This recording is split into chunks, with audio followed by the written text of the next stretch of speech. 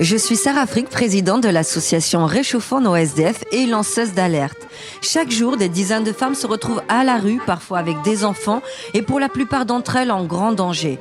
Le but de Réchauffons nos SDF, c'est d'aider ces femmes en situation d'urgence en lançant des chaînes citoyennes de solidarité. Aujourd'hui, c'est vraiment un épisode très particulier, car cela fait déjà un petit moment qu'on interpelle le gouvernement avec beaucoup de respect sur les accouchements de rue. Vous avez bien entendu, des femmes accouchent dans nos parkings, sur nos trottoirs, et cela depuis déjà plusieurs années. Je rappelle aussi également que des nouveau-nés naissent dans ces conditions et certains malheureusement décèdent alors qu'ils ont quelques heures de vie. Je rappelle cette histoire à Lille de cette femme qui a accouché dans la rue et malheureusement effectivement son petit bébé est décédé lors de l'accouchement et voyez-vous, elle a été incarcérée.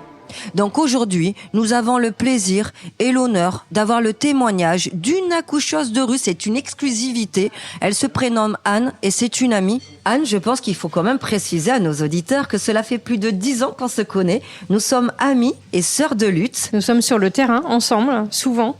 On fait des maraudes. On fait des maraudes et puis surtout, on s'entend bien et on lutte toutes les deux pour la même cause. Et c'est ça le plus important. Cela fait déjà plusieurs années que tu le dénonces également en tant que lanceuse d'alerte. Tu m'as inculqué, tu m'as appris l'existence de ce phénomène. Je n'aurais jamais imaginé que c'était possible en France. Les accouchements de rue, Anne, est-ce que tu peux me confirmer cette info et depuis combien d'années, s'il te plaît ? Alors, moi, je suis accoucheuse de rue dans les squats. Je fais ça depuis 3 ans de manière officielle, mais j'en faisais déjà avant. Mais depuis 3 ans, il y a eu un jour où en fait, je suis arrivée dans un squat et il y avait une dame par terre qui était morte suite à un accouchement et son bébé aussi. Donc ça, c'était pas possible pour moi d'accepter ça. Du coup, je suis allée à la Croix-Rouge, je suis allée voir les pompiers, je suis allée voir tout le monde et j'ai demandé une formation de sage-femme. À partir de là, je me suis mise au service de ces femmes enceintes.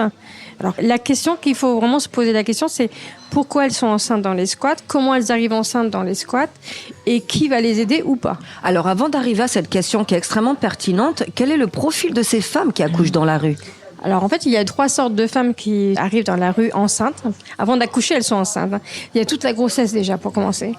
Donc, tu as les femmes migrantes qui sont violées sur leur parcours de migration et qui sortent de leur pays, elles sont pas enceintes. Elles arrivent à Paris, elles sont enceintes de 8 mois. Ce sont des viols. Et le problème, c'est que souvent, il y a du déni de grossesse. Après, tu as les femmes SDF qui sont aussi violées tout le temps et qui tombent enceintes parce que dans la rue, il n'y a pas de contraception. Et puis après, tu as aussi les vraies histoires d'amour entre SDF, parce qu'il faut aussi dire que ça existe. Et là, elles ont envie de garder leur enfant. Voilà. Depuis combien d'années tu es au courant des accouchements de rue ? Depuis toujours, parce que moi, je suis une ancienne SDF et j'ai accouché dans la rue de mon premier enfant. Donc, depuis 20 ans, et justement, j'allais en arriver. Est-ce que tu peux te présenter, Anne, puisque tu as été effectivement SDF, tu as eu un enfant dans la rue, tu as subi malheureusement de multiples viols, donc tu connais parfaitement cette réalité. J'ai vécu 17 ans dans la rue, en tant que femme, en tant que maman. J'ai resté 2 ans et demi avec mon bébé dans la rue. Donc, je sais ce que c'est avoir une grossesse dans la rue. Je sais ce que c'est d'accoucher dans la rue. Et je sais ce que c'est après. De cacher son enfant, de faire un allaitement, de tout ça. Et quel est le pire quand tu es enceinte dans la rue ? Parce qu'on imagine les douleurs, on imagine tous les effets secondaires de la grossesse, les hormones. C'est quoi le pire ? L'hygiène, le manque d'hygiène. Quand tu es dans la rue, de toute façon, tu as mal tout le temps, tu as froid, tu as faim. Alors que ce soit pour une grossesse ou pas, c'est la même chose. Mais au moment où tu vas accoucher, là, par contre, tu le sens passer. Parce que là, tu n'as pas de péridurale, tu n'as rien. Alors justement, quelles sont les conditions d'accouchement ? Toi qui es accoucheuse de rue, tu viens avec quoi comme matériel, s'il te plaît ? Alors moi, j'ai un matériel qui est donné par les pompiers de Paris, stérile. Et la question que beaucoup d'auditeurs se posent, c'est pourquoi ces femmes ne vont pas à l'hôpital tout simplement, puisqu'en France, l'hôpital est ouvert pour tout le monde. Oui, il est ouvert pour tout le monde, mais le problème, c'est qu'après, une fois que ton enfant est là, on te le prend. Tu peux être à la rue et une très bonne mère. Aujourd'hui, quelle serait la solution pour éradiquer ce phénomène des femmes qui accouchent dans la rue ? Quelle serait la solution, là, d'après toi, tout de suite ? De leur faire une promesse qu'elles peuvent garder leur enfant une fois qu'elles ont accouché dans un truc officiel, dans une maternité. Mais qu'on leur enlève pas leur enfant. Et ça, il faut qu'elles le sachent au départ. Alors qu'on pourrait éviter des drames, des morts d'enfants ou de mamans, s'il y avait une vraie prise en charge et une vraie conscience de dire, non, je vous laisse votre enfant. Alors après, il faut mettre des logements pour enfants et tout ça, en sachant qu'à Paris, il y a presque plus de logements pour SDF et encore plus de logements pour femmes SDF et encore moins pour les mamans SDF. Moi, je veux juste qu'ils nous écoutent et qu'ils interviennent, qu'ils nous envoient les bonnes personnes, mais je veux pas du blabla. Monsieur Macron, la priorité de ce quinquennat, c'est la violence faite aux femmes avec un numéro vert quand même. C'est tout à leur honneur. Mais le problème, c'est très hypocrite puisque depuis des années déjà, on dit que dans les rues, dans nos rues en France, ces femmes se font violer, accouchent dans ces conditions, on leur règle dans la rue, on sait ce que ça engendre. Donc à un moment donné, il faudrait agir. T'en penses quoi? Moi, je pense que monsieur Macron, dans sa campagne d'élection, avait dit zéro SDF dans la rue. Eh ben, je l'attends encore parce que le zéro SDF dans la rue, il a été multiplié par 3 depuis 5 ans. Clairement, on peut dire que le monde des maraudeurs, on a vraiment l'impression de s'être fait avoir, malheureusement. Non seulement les maraudeurs, ils font ce qu'ils peuvent, moi je pense, et je respecte beaucoup les associations de maraudes. Le seul problème des maraudes, c'est que ils n'ont pas les moyens financiers de faire des dîners, d'acheter des choses. Alors, ok, toutes les associations, dont la mienne, on reçoit beaucoup de dons en nature.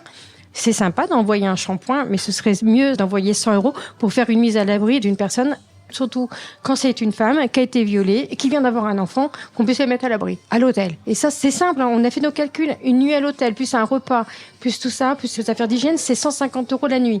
C'est simple. Vous mettez quelqu'un 10 jours, ça fait 1 500 €. Il n'y a personne qui a ça. Voilà. Donc comment on fait ? Voilà. C'est pour ça qu'on a besoin du gouvernement. Moi, je suis très concrète, je suis très pragmatique. Les blabla, les machins, moi, ça ne me va pas du tout. Anne, t'es une ancienne sans-abri, t'as fait 15 ans de rue, des multiples viols, un enfant dans la rue avec bien sûr un accouchement. Quand tu es sortie de là, tu aurais pu tourner le dos à cette réalité, à ce monde-là souterrain, mais tu as décidé de continuer à t'investir. Pourquoi ? Quel a été ton leitmotiv ? Alors en fait, quand j'ai été réinsérée, on va dire, dans la vie dite normale, j'ai passé 4-5 ans à me reconstruire moi-même avant de pouvoir aider les autres. Il faut d'abord se reconstruire soi-même, parce que sinon ça sert à rien. J'ai écrit un livre qui s'appelle Mes années barbares, et le dernier chapitre s'appelle La promesse, parce que j'avais promis à des amis de ne pas les laisser tomber. Et à partir de là, je ne les ai jamais laissés tomber. Et je profite d'être un trait d'union entre les deux mondes, entre le monde de la rue et le monde dit normal. Mais mes enfants ont grandi, et puis maintenant c'est eux qui font des maraudes. Donc voilà, la vie tourne. Mais il faut y aller. Il ne faut pas laisser tomber les autres. Anne, justement, tu es une experte de la rue. Tu connais vraiment les deux mondes. À combien t'estimes le nombre de femmes dans la rue et à combien d'accouchements tu as procédé ces derniers temps? Alors, juste pour mettre des chiffres, parce que je comprends que les gens n'ont pas tous les chiffres dans la tête, il y a exactement en France 300 000 SDF. En France totale. À Paris, on est à peu près à 13 000, 14 000 SDF. Et ces 40% sont des femmes. Sur les 40%, il y a à peu près 30% qui sont des mamans. Voilà. Et donc, chaque maman qui est dans la vie normale peut se dire, mais moi, comment j'aurais fait ? Et combien moi j'ai fait d'accouchements ? On est 5 accoucheuses de rue à Paris. Il y en a 2 à Marseille maintenant. Il y en a une à Toulon. Il y en a à Avignon. Il y en a partout. Parce que justement, on s'est mis en groupe. On a des groupes WhatsApp où on se communique entre nous. Et voilà. Et on se forme entre nous. Enfin, il y a plein de choses. On se soutient aussi parce que des fois c'est dur. Et moi, personnellement, depuis 3 ans, j'ai dû mettre au monde une 50aine de bébés. Comment tu es alertée qu'il y a un accouchement à tel endroit? Comment ça se passe? Et quelles sont les conséquences sur le nouveau-né? Parce qu'on n'y pense pas à l'enfant, mais comment il grandit dans la rue? Est-ce qu'il a des traumatismes, cet enfant? Alors, il y a plusieurs réponses. Déjà, moi, on me connaît parce que c'est le bouche à oreille. Je fais pas de pub, hein. Tout le monde me connaît. Le fait que je suis une ancienne SDF, ça aide énormément parce que les gens disent elle a vécu la même chose, donc elle peut nous aider, elle peut nous comprendre, etc. Après l'accouchement, le bébé, il vit dehors. Donc après nous, en tant qu'association, moi, mon association à Lorient est partenaire d'autres associations qui donnent des vêtements, des couches, des biberons. Quand je peux, je les mets à l'abri dans des squats. Donc c'est pour ça que je fais beaucoup d'accouchements dans des squats. Parce que les squats, quand même, c'est même s'il fait froid, comme en ce moment, on est quand même à l'abri de la pluie, on a quand même de l'eau courante et on peut laver son bébé, même si c'est lavage à l'eau froide, hein. Puis après, on se débrouille. Et après, chaque maman est responsable de son enfant, mais comme dans la vie normale. Donc après, elle va chercher des moyens financiers, elle va chercher un petit boulot, elle va chercher tout ça. Et puis après, il y a la solidarité entre SDF, entre mamans SDF, ou même qui sont pas mamans d'ailleurs, mais qui prennent en charge les enfants, le temps que l'autre maman aille travailler au Franprix sur un mi-temps. Tout se passe normalement, sauf que là, il y a un petit bébé. Alors, est-ce qu'il est traumatisé? Sûrement. La seule chose qui n'est pas faite, c'est que cet enfant ne sera pas reconnu. Donc, il ne pourra pas aller à l'école. Et ça, c'est très important. Donc, comment on fait pour reconnaître un enfant? Après, il faut repasser par les associations. Moi, mon association est tutrice d'une dizaine d'enfants. Et c'est grâce à ça qu'ils vont à l'école. Mais du coup, c'est moi qui reçois les bulletins scolaires. Et là, moi, je suis pas contente quand ils vont pas en classe. Nous avons aussi des bébés, des grands garçons qu'on a vu naître. Je pense à Youssef, je pense à l'enfant de Valérie. Aujourd'hui, on a des associations partenaires comme Féminité sans abri, Un petit bagage d'amour et bien d'autres qui nous soutiennent et nous aident, qui font un travail fabuleux. Les Restos du Cœur aussi, moi. Les Restos du Cœur. Les amis, la chaîne citoyenne, c'est vous. N'oubliez pas que ce sont les petites gouttes qui font les rivières et les petites gouttes, mes amis, c'est nous. Donc, merci pour votre écoute. Merci Anne, merci pour ce moment magique. Merci Sarah. Merci de m'avoir donné la possibilité de parler et de interpeller. Ce podcast a été réalisé grâce au soutien de www.altrui.org, une association et un réseau social ayant pour raison d'être de cultiver l'altruisme comme solution pragmatique aux défis du XXIe siècle via les canaux digitaux. Altrui est également l'organisateur du Podcaston.